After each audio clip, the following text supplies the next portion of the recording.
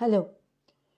ஒரு பெரிய பணக்காரர் பீச்சில் காலங்காத்தால டெய்லி ஜாகிங் போவாராம். அப்படி ஒரு நாள் ஜாகிங் போகும்போது அவர் அங்கே நிறைய பேர் பெருக்கிட்டு இருக்கிறத பார்த்துருக்காரு.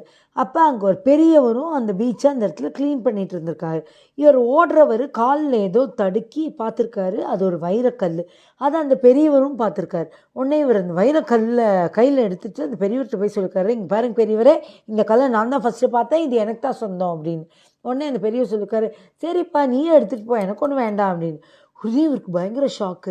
இவர் அந்த பெரியவர் கேட்டிருக்காரு, ஏங்க உங்களை பார்த்தா ஏழை மாதிரி தெரியுது, இந்த கல் இருந்தால் உங்களுக்கு ரொம்ப யூஸ்ஃபுல்லாக இருக்குமே, ஏன் வேண்டாம்னு சொல்கிறீங்க அப்படின்னு. அதுக்கு அந்த பெரியவர் சொல்லியிருக்காரு, இங்கே பாருப்பா, தலைக்கு மேலே ஒரு கூரை, பசிச்சா சாப்பாடு, படுத்தா தூங்கிறதுக்கு ஒரு இடம், இது எனக்கிட்ட இருக்குது, எனக்கு இதுவே போதும், இதை தவிர என் லைஃப்பில் எனக்கு வேறு எதுவும் வேண்டாம் அப்படின்னு சொல்லியிருக்காரு.